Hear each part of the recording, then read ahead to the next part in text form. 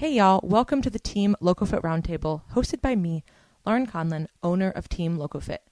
Each week, I am joined by one of our coaches to dive headfirst into the nutrition, training, mindset, and coaching strategies we use with our clients. If you loved the show, please subscribe, leave us a review, tell a friend, you know the drill. And for more information about coaching, the programs we offer, and additional content, visit teamlocofit.com. All right, welcome back. We are with Coach Sam. Hi. And today's episode, we are going to cover, we were actually just talking about the title. What are we going to call this? But basically, what things affect accuracy? And oftentimes, it's the small things really that are affecting this. And that's what we really want to focus on, the small things that actually make a large difference. We see this all the time with clients. This is such a prevalent thing. And it's funny too, which we can talk about too, kind of at the end. The small habits are actually, in my opinion, the small positive habits are what really push us forward. And the small negative habits are really what push us backwards. I mean, oftentimes, unless, clearly there are some times where like very distinct things are moving you forward or moving you backwards that are like really, really big and like life-changing. But oftentimes it's the small steps and the small little tweaks here and there, good or bad, is what makes us either, drift one way or the other. So I really want people to start focusing on this more because of course there are, really big things that you can do, but it's often the small things that you either stop doing or start doing that are actually contributing more to your inconsistencies. Yeah, these are a lot of the things that as coaches, we ask a lot on our questionnaires, and we have a lot of questions on our weekly check-ins, but these are the things that often don't get brought up. They are not often even thought of by the client as like, oh, I should bring this up to my coach. And so you're reporting all of this information, but these little things are being left out. And by not knowing these little things, these are a big part of what could be affecting your progress that we don't know about. And so being able to recognize these habits or these behaviors or whatever you want to call them can help you as a client or you as someone with a goal recognize what could be holding you up to. So the first thing is inconsistent measuring. And this is really important for, obviously, if somebody's tracking their macros. But even if like, say, I mean, of course, that's like the most obvious way that is important. But even if you are, I'm trying to think, I feel like this would affect things outside of that too, right? Like not just with macros, but like even if you were just trying to get like a handle on like what you're eating, right?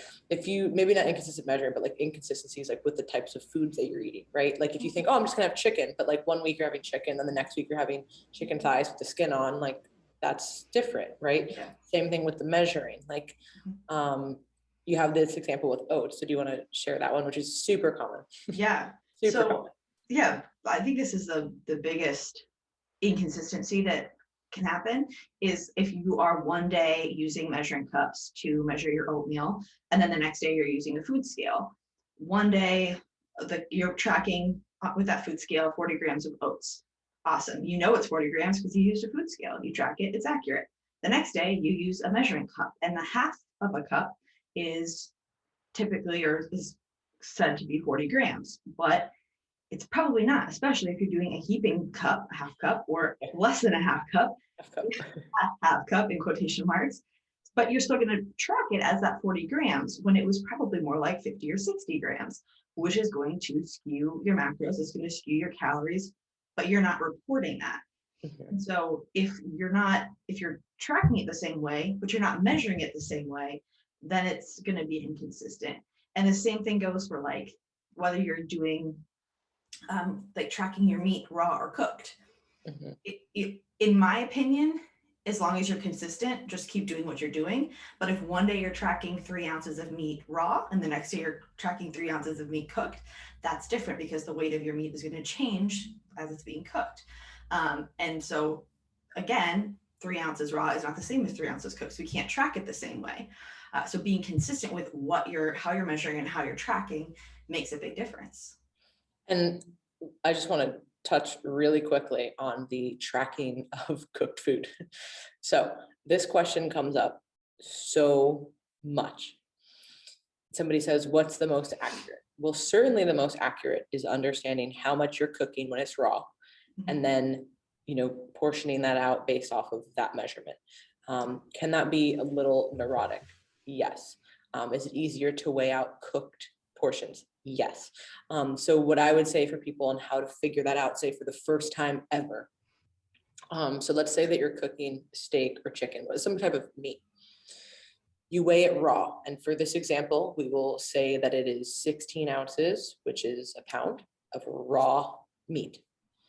You now cook it, and then you weigh it again, and then you see that it is now 12 ounces. Okay, hypothetical numbers, but let's just use that. Or whatever, if you want to weigh it in grams, whatever you want to do. And then you take that now, okay, I know what the nutrition is for 16 ounces, and now I'm going to divide that up for this cooked amount. So say you wanted to split that 16 ounces, say you wanted to eat 8 ounces of raw meat, you would now eat 6 ounces because it cooked down to 12. So you just cut that in half, and whatever kind of measurements that you want. So if you do that once and you cook food typically the same way, you're going to find that it's pretty much ends up being the same. And so it's often really easy just to do the same thing. Same thing goes with rice. Same thing goes with, vegetables or potatoes. And again, the most accurate way is going to be to weigh it raw and then weigh it again and then portion it out. But for 95% of people, they don't need to do that. Obviously, if you're getting the very last bit off of a contest prep and you really need to dial it in, that might be a little more important. But if you're just casually tracking and you have a normal goal that doesn't require essential levels of body fat, you can weigh cooked stuff. Just make sure, like to your point, Sam, that you're doing it the same way. You don't cook rice one way and then cook it a completely different way the next time, which it's not really that many different ways to cook it, but you know what I'm saying? Like, or like, oh, roasted sweet potato is the same as a mashed sweet potato. Like, no, did you add other stuff? Like how much is in there? Did you add liquid? Like there's you have to take that kind of stuff into consideration. But for basic prepped foods that you're going to have raw and then cooked, they're gonna come out to be the same amount, generally speaking, every time. So weigh it that way, even if it's not perfect, but it's consistent, we're happy about it. And this is not just for tracking, like once a client is a client and is checking in and is trying to make progress. This a lot of times too is especially important when somebody's first starting. So if you're trying to either work with a coach, work with us, or just do this on your own, and you're trying to figure out what am I actually eating? If it's not uncommon for people to report huge variations day to day. Part of that is maybe they're not used to tracking. Maybe they did have these really big fluctuations, or maybe they were just inconsistent with how they were doing stuff. So it's really important, especially when you're first starting, to try to like keep everything the same, particularly if you're working with a coach, because we don't know what you're doing. If 1 week you're tracking 60 grams of oats versus 40, and it's not just about that, because 60 to 40, okay, yeah, that's a difference. It's not the end of the world. It's like 12 carbs. Okay. But if you do that with every meal, up or down, then that's very different. Exactly. And these inconsistencies tend to be that way, where it's like, if you're having the same breakfast every day and you're varying every day, those inconsistencies over the week are going to add up. Or like if it's, let's say you have oatmeal twice a day, like, and you do that twice a day, like that adds up. And I think to your point too, like about how it can feel kind of neurotic, I think it's really important to highlight that the amount of accuracy that we have is more important at some times rather than others. Doesn't mean that we shouldn't, try to be as consistent as we can be on a day-to-day basis, because one, it's just easier. I mean, at least in my opinion, like rather than have to worry, like, what am I doing today versus tomorrow? Like just do things the same way, easier. But that does also to be said that if you're 3 months into an off season and you don't want to be tracking every gram of rice, like that's okay. But if you're 2 weeks out from the stage, like probably going to need to be a lot more accurate. Or even if you're just in a lifestyle diet, there's something to be said about wanting to be as accurate as you can be, because you're putting in this effort already. Why not be as accurate as you can? Why not? Especially when it's something like that. Yeah. So I would say that yes, in the beginning, especially, and when somebody's more new to this, it's really, really important. And then as somebody has a more advanced goal, this is certainly important too. And I think that, like I said, this also goes for if we're not just talking about a specific tracking of macros and calories, but of like the foods too. Like the first, chicken breast that's boneless and skinless is very different than chicken thighs with skin on it, which neither is better or worse. It's just about what are we eating here. And if you say chicken, then that could mean a lot of things, right? Same thing with steak. Obviously there's some steak that is leaner, and then there's steak that's a lot fattier. Same with pork. Are you eating pork tenderloin, or are you eating pulled pork and very, very different. And it's not a good or a bad thing. It's just about understanding, okay, what is consistent here? And we're actually tracking the same stuff. Yeah, absolutely. So the next one is excessive eating out. Yeah. So this is something that, especially when somebody is newer, this can be really, really hard. Hard is the wrong word. It's not hard. It's challenging. It's very easy. It's inconvenient to change that pattern. I have no sympathy when somebody says they can't eat out and eat healthy, because I've been to a lot of restaurants in a lot of different places, and it might not be the best thing that you've ever eaten, and it might not be the most ideal situation, or exactly what you wanted on the menu. Exactly. But you can still make it work. Now, if you don't want to, that's also fine. Yeah. But don't say that you can't do it. So anyways, I always have a little gripe with that. I try to always detach myself from emotional things like that, but that's one thing that just really bothers me, because it's no, it's just say that you don't want to do it, which is also fine, but don't say that you can't do it, because every place I've ever been, it's not glamorous, but you can make it work. You could eat healthy food out of a gas station for the entire day if you really wanted to. It wouldn't be easy. Yeah. And there's certainly some gas stations that are better than others. Some are this is health food paradise. Maybe not paradise, but there's, my standards are not that low, Roadside guys. paradise. All right.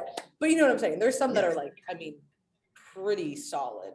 And there's others that are wow, this is not a lot of good stuff here, but you can still, again, make a better choice. So anyways, to this point, excessive eating out can be a little bit more challenging to stay consistent, especially in the beginning for somebody. Yeah, and especially to stay accurate, because when we're going out to eat, while we can find comparable foods in a fitness tracker, we can use what the restaurant website says are the macros, but that shit's trash. Don't do that. Exactly. You're never gonna have the exact. Not that tracking is ever exact.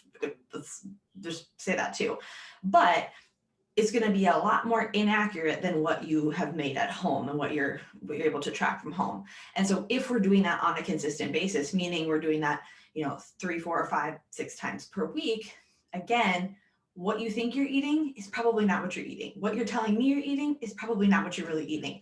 That's not your fault. You're tracking as best you can and as closely as you can. However, if you've ever been to Chipotle more than once, you know that a serving of beans means 2 different things to 2 different people. So if you're tracking, one serving of Chipotle beans, and Mr. A wants to give you a heaping scoop, and then Mr. B probably wants to give you 2 heaping scoops, because I don't know why Chipotle seems to be very generous, which thanks to Chipotle, I guess, but it's not the same. And so to rely on that information as accurate information, it's probably not.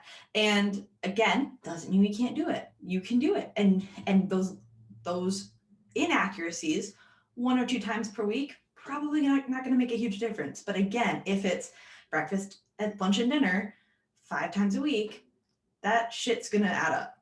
Yeah. And that's where I find that the restaurant trackers or the fitness trackers, or whatever the hell, all the stuff that I don't use, but all of these things, one of the issues that I have with it is that it takes away people's judgment of what they're actually eating.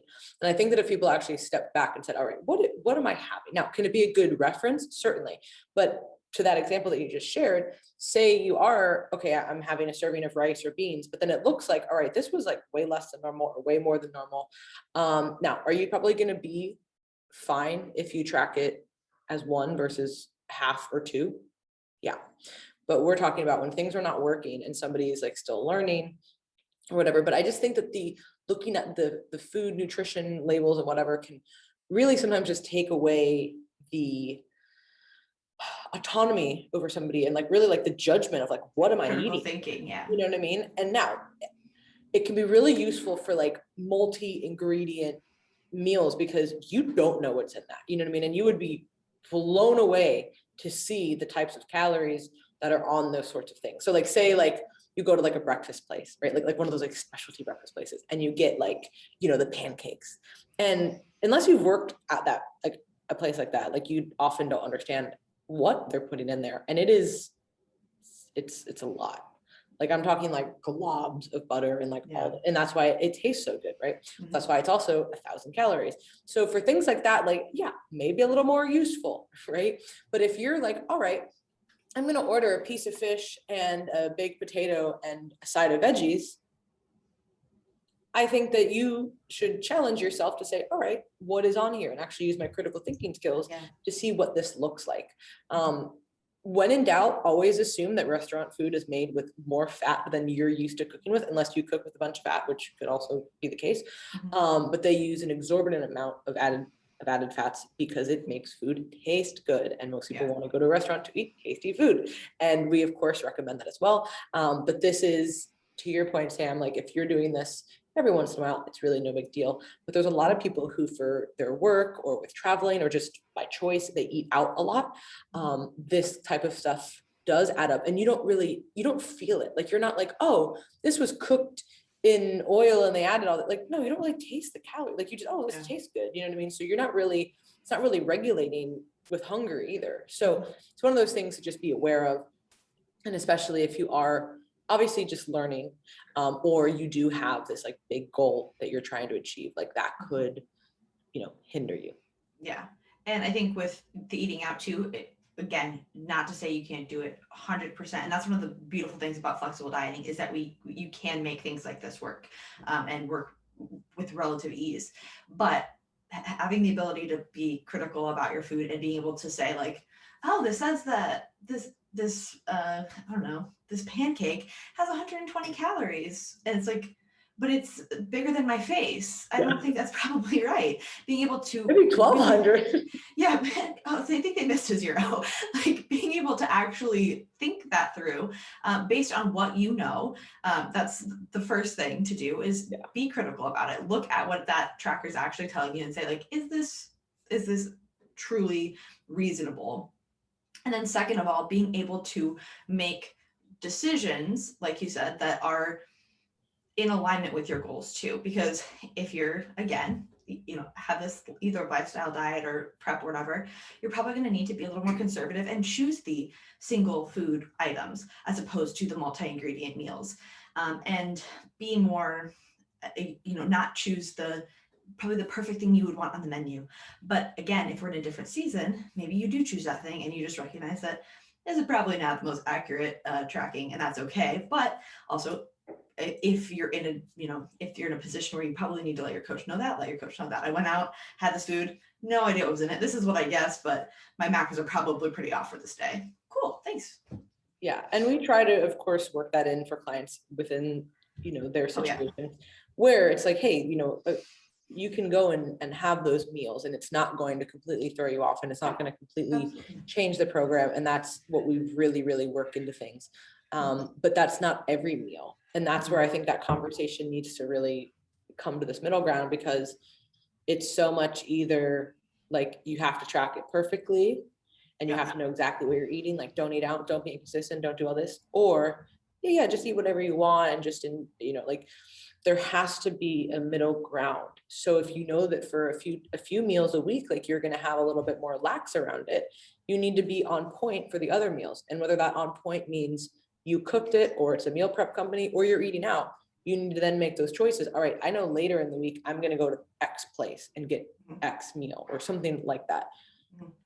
Okay, so I'm going to have this better choice at this meal because I'm going to have that later. So it's always about choices. It's always about thinking through, what you're going to do and, for yourself now and also for future you, which we're going to touch on a little bit more on the next podcast, which kind of ties nicely into all of this. Yes, it's also damn nuanced.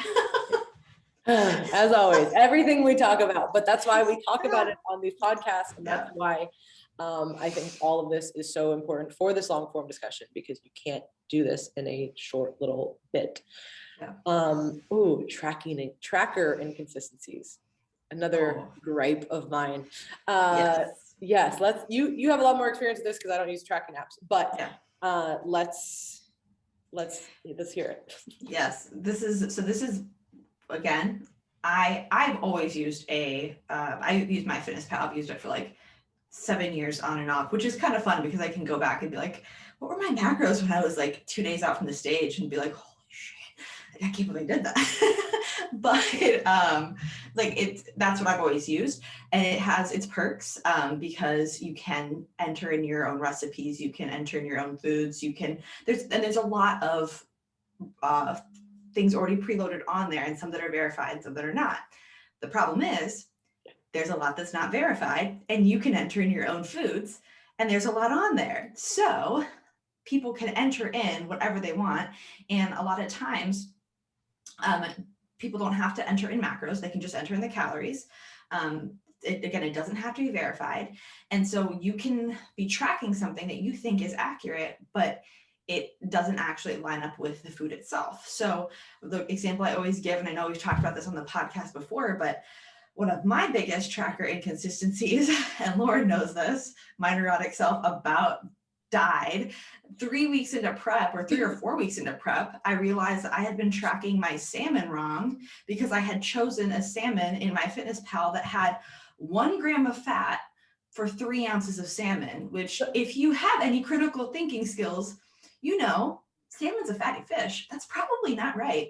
But I didn't check. And so I was just like eating it 2 to 3 times a day, all willy nilly. And there I am off by like 10 grams of fat at each meal, which was like 180 to 270 calories a day that I was off, which again, maybe once a week, not a big deal, but I was doing that every single day on like 1,400 calories. So that makes a really big difference. I was not, I mean, again, I wasn't at 1,400, I was at 16, closer to 1,700. So here we are. Why am I not progressing? Because I'm not tracking things correctly, because I just had chosen the wrong salmon. So once I got that figured out, I was able to change out what I was eating and get things back in alignment and get things moving. But this happens a lot. And this is one of the things that I have my clients do when they're having, like we're not seeing progress right away. Okay, send me a few days of your MyFitnessPal login. Let me see, or whatever you're using. Let me see what you're eating. Let me see if there are any inconsistencies. And a lot of times I'll find that there is a food that maybe there were no macros tracked in for that and just calories. With our check-in sheet, our clients enter in their macros and it calculates the calories for them based on how many calories are in each macronutrient. So a lot of times clients will say, hey, this isn't matching up with what I'm eating. You know, MyFitnessPal says this and your thing says this. Okay, then we know that there's some inconsistency there if it's big enough for you to be noticing this. And so it's important to go through, look at what is your tracker saying, where does that not line up, and where do we need to make changes? And this just speaks again to that kind of overall picture of, it's not necessarily like, oh my gosh, you can't have your salmon, that's a little bit different a few days, like, but it's really speaking to the idea of like, all right, one, if you're just starting, understanding what's in food is really critical. And if you read, oh, this salmon has 1 gram of fat, I'm going to eat salmon all the time, which is, salmon's great. But don't think that it's a low fat source, right? And then have a bunch of other fats if you're trying to, like, say, limit your fats or something, or just not understand that is, fish is fattier, or salmon is a fattier fish. And then the same thing too, again, if you are in this really tough diet, you're gonna need to be, this is when that's important, right? Like if you're not making progress, the coach is going to have to drop things or change the deficit. So, wouldn't you rather that actually work instead of being, off some days, or in your case, every day? And I've seen the craziest stuff, when I've logged into those, and I'm just like, oh my God, like this is so weird. Most food, the way that I've always done it, because again, I'm neurotic to a point, and then I go, this is too much, especially when it goes to technology. Like I just can't handle it. So for me, I have this weird memory bank of, okay, I roughly know what's in most of these foods that I'm eating on a daily basis. And there might be a little bit of variation here and here, but like, I'm going to track chicken the same way all the time. I'm going to track this type of steak the same way. I'm going to track rice this way. You know what I mean? And if it's a little bit off, that's okay, but that's what I'm doing. And most of the stuff, like I could rattle off just numbers of things that I eat on a daily basis because I did that for so many years. And then I just found that it was cumbersome for me to go into this thing, to add it all up, to, try to search for something. If I'm eating an obscure food, it's going to likely have a label. So I can read it. Okay, what's on here? And then if it doesn't have a label, if it's, some kind of food that doesn't have a label, obviously, I'm either already have that stored because I've eaten that so many times, or it's just a simple, you can just literally Google it and it just comes up, and it's like the USDA site, like it's just, that's what it is. So, and again, if something looks really off, use a little bit of common sense there. If you see something that is not that fatty and it's like 30 grams of fat for 4 ounces, you're like, oh, there's no way. Yeah. Right? Like, this is not what I'm eating. Or it's one, like there's got to be some kind of thing. And that's where also too, when people are new, they're not sure because they might not see like the portion size, or they might not so that's where I'm not against trackers at all. People find them really useful. Go ahead. But it can do the same thing, in my opinion, that the restaurant calories can do, which is kind of take away that critical thinking piece. Cause you're just like, oh, I'll just plug this in. And then you don't really, what if you don't have access to that app? Do you not know what's in your food anymore? Like that's what's concerning. Like I want people to know what's in their food, regardless if they have it. If the tracking is easier on the app, that's cool. But you still need to be able to figure out what is in your food on a daily basis without relying on this tally it up for you. Yeah. Yeah. And that's just flexible dining in general too. It's like being able to trust yourself when you don't know the numbers. It's like, but you still know the numbers. You might not be able to see this on your phone, but you still have some kind of idea of what you've eaten throughout the day. But when we're, like you said, when we're first getting started, when we're in a caloric deficit, it does make a difference if you're blindly relying on this information that's inaccurate. And it's really easy, like you said, it's really easy to do because it's there, I see it, and to just be like, okay, yeah, this is probably right. But it's like, is it though? And then this ties really nicely into the next one, which is tracking as you go, which I think can often be fueled by the tracking app. Yeah. You're not using it properly. Yeah. And so what does this mean? Tracking as you go. So you have a set target, say you're tracking macros and you have a set target that you're trying to hit every day of carbs, proteins, and fats. Okay, cool. Should you just eat and then plug it in, eat and then plug it in, and then it's dinner time and you're like, well, I got like these really crazy numbers, right? Either high or low, and it's not like a very like balanced meal. Mm-hmm. And that happens a lot to people when they just track and go. And they're like, oh man, it's late and I got 12 grams of protein and 4 fat and 30. You're like, what? Like, why did this even happen? Right. Yeah. Or they have a bunch of food left over, right? Because they were just not planning appropriately. So it's either you have a lot left over or you don't have enough left over. So we operate under the principles of, hey, if you are tracking macros, like here are your targets, and we will give suggestions for obviously meal timing and like meal splits. And there's no like perfect way to eat to where we're like, hey, you have to have this many carbs at this meal and this many, like, no, it doesn't need to be like that. But there still needs to be some type of plan for the day. Yeah. Because otherwise, if you're just tracking as you go and you're just kind of eating whatever, you're going to end up with not really a meal, and then you're eating this like weird shit. And that, in my opinion, is taking away from the whole point of understanding macros and flexible dieting and eating like somebody who knows what they're, putting into their body on a meal by meal basis. Yeah. And most people who are coming to us with a lifestyle goal, or who are new to this in general, new to flexible dieting in general, we're trying to change the way that you're eating, because obviously the way that you're eating isn't working for you right now. And for most people, that means probably changing in eating more protein, probably means having better meal timing and spacing throughout your day. And for you to expect to just go through your day and make these choices that are going to line up with these new goals without having any type of preparation or planning, we haven't even changed your habits yet. So how are you expecting to trust yourself to do that? I mean, it's great wishful thinking, but it's just probably not going to happen initially. So what do? We schedule, okay, these are the meals I'm going to have. This is what I'm going to have, what I'm going to have for the first little bit. And then over time, it becomes a habit, and it becomes something that, first of all, your body is probably going to get used to and say like, oh, damn, it's noon. I need some protein. I need to eat something. And that's, our bodies are great that way, very habitual, and our hunger cues sync up that way. But on top of that, you're also just going to become more mindful of, this is how much I eat each day. So if this is how much I eat each day, I should probably be having this much at each time per day, or I should at least have this much in by dinner so that I'm not left with a ton to eat or left with nothing to eat. And again, that you come to a point where like you or I could probably hit macros within like 5 grams without even tracking a single thing all day long, and then be like, oh yeah, I did that. But that comes with practice, and that comes with knowledge of what's in your food, and that comes with lots of planning in the past.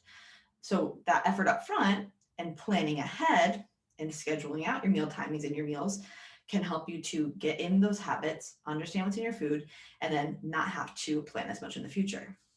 Yeah, and it's especially important for protein, because eating protein at certain increments, certain amounts of time, and in certain amounts is really critical. So if you are, either under eating per meal, or like you're spreading it out too much, you're just kind of like grazing all day, or you are eating a lot and then you're like left with like nothing, you're not really optimizing your protein intake. So that's incredibly important for protein. And I always kind of look at that as like the anchor for meals.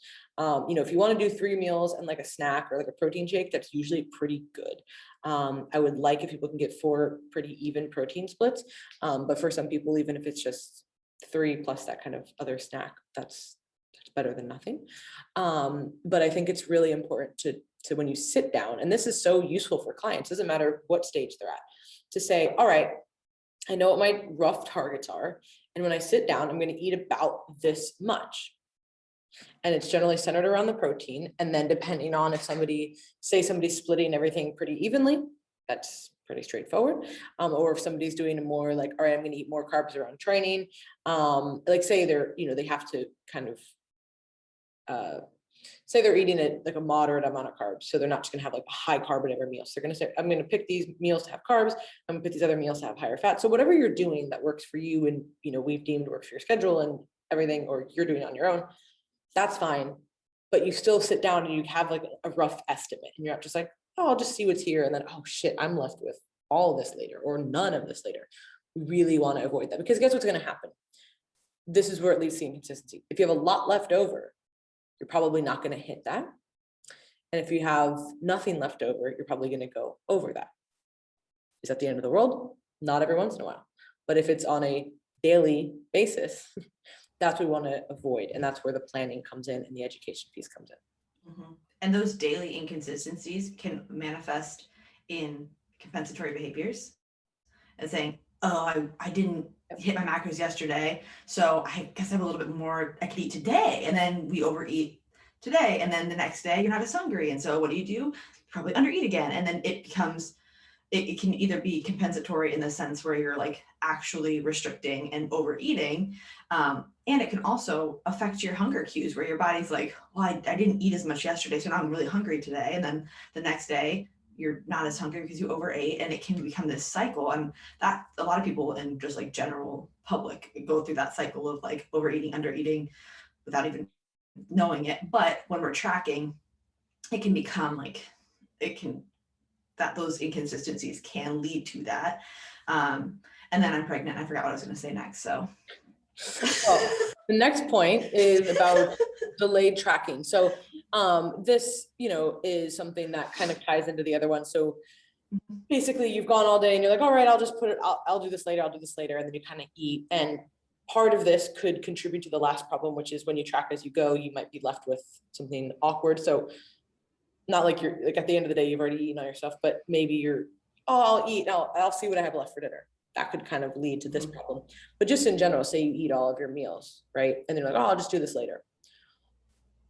That in general often leads to inconsistencies because our memories are not as good as we think. We think that we remember everything that we ate or that we did or whatever. And I mean, even now, there's times where I'm like, wait, I did that, right? Like, did I? Like, you really have to go back and think. And I've been doing this for like years and years and years. So it's really, really easy for us to just forget about like the little things. You generally remember like a meal, but like, oh, did I graze on this? Did I take a handful of that, or did I? It's just so easy to forget about that.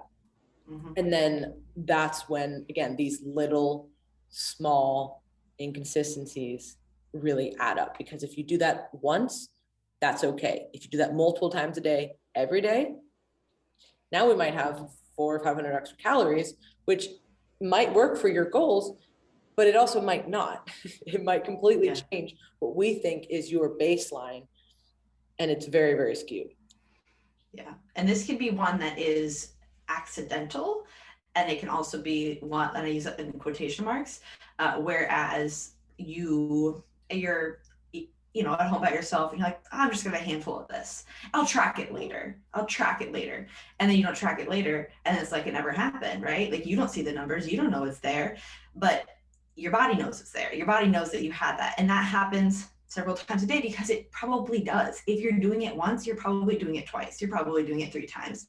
And that handful, I mean, depends on what it is, but let's just say it's like mixed nuts or something. That handful is going to be, could be calorically dense. And a lot of times it is those foods that we reach for. It's the Nobody's like, ooh, foods. florets. Like, no, you're like, Yeah, exactly. It's usually like something that's probably going to make an impact. And so if we are not being honest and we're saying, oh, I'll do it later, that adds up. And one of the most powerful exercises is to, when you're having issues with either you openly, like as a client or as just a person, are like, yeah, dude, have not been very accurate with my tracking. I know I've been doing this. Track every single ounce of food that you put in like your body. Like go back, think about it, think it through, like what did you actually have? And to see that stark difference between what you're reporting and what you're actually eating can be a light bulb moment to be like, oh, this is why I'm not seeing results, because I'm not actually doing what I'm supposed to be doing. Even though I'm saying that I am, it doesn't matter what you say you're doing if you're not actually doing it. But it can be really easy to just blissfully pretend you're unaware of it by saying, I'll do it later, and then not doing it later. yeah, and that could speak for a lot of other behaviors as well, not just for tracking, but that could be a different episode. So Procrastination 101. Yeah, procrastination 101. We did an organization podcast, but now we're like, listen, here's how to procrastinate. Here's our best tips on how to be a bum. We won't do that, but we all go through that. We all will be like, yeah, we'll just do this later or tomorrow. And then you're like, nope, not happening. So like we opened up with, these are the small things that can really push us in the opposite direction of our goals. And they are not, these like, insidious things that are like, throwing you completely off plan, but they're the tiny things that are adding up. And if we're doing them on a daily basis or possibly a multiple times a day basis, this is when we're going to see these inconsistencies and we're not going to see progress forward. Doesn't matter what type of goal that you have, you're not going to make any progress when you're doing these small things that are off on a daily basis. And these changes don't require like a complete overhaul either, which is what I think is important to touch on, that these small habits that can go negatively can also go really positively when we do make these tiny changes. So I want people to focus on that, because I think a lot of people get really, doesn't matter what stage you're at or what goal you have, it can seem like, oh my gosh, I'm not ready to commit to this, or I'm not ready to go all in on this. And it's like, having that mindset of going all in on something is really, really useful. And I would argue probably necessary for certain goals, but for not for every goal. And if you want to just start, it's often better to start with a few small things, because those are manageable. Those are easy. We've talked about building habits, and like literally there's science behind this, depending on where you are, in your stage, whether you need to remove something or add a positive habit, that depends on you. Go listen to that other podcast that we talked about habit building. But those small things that you're doing are really going to set the stage to snowball into bigger things. And that is when people get excited, because they're like, all right, I only made a tiny change. but I'm seeing a lot of progress. So like, why don't I do some more? Why don't I do some more? And that's why when people are able to maintain what seems effortless, it's because they've mastered these small things and they're not even thinking about them anymore. Yeah. That's actually why it's effortless. Yeah, because you've done it for so long. I brought this up on another podcast. I still put my bowl on my food scale, even if I'm not weighing what I'm eating, because it's just a habit. And I remember that being the biggest thing for me, being like, oh, I don't want to weigh everything. That's so neurotic, even though I'm like Miss Neurotic over here. But I was like, I don't want to weigh everything. That just seems like so much work. And now it's like, I just put my food in my bowl on my food scale because it's what I do. It's what I've done for for forever. And so it becomes second nature the more you do it. It's just being able to recognize these things, because a lot of times these things aren't maybe what you would have thought they were. They maybe aren't making as big of a difference as you thought. Or you know what I'm trying to say. You might not think they're making a big difference, but they are, and you don't even recognize you're doing them. So being able to see them can help you turn that in the other direction. For sure. So thank you guys, as always, for tuning in. The next podcast will build on this slightly, but I think that it'll be a nice kind of like in conjunction to listen to this. So that'll come out on Wednesday. But if you want to listen to any of our other previous podcasts, you can go to teamlocofit.com. All the podcasts are on there. We have a ton of really great articles as well. You can sign up for our newsletter and of course apply for coaching too. So thank you guys as always, and we will catch you next time. Bye.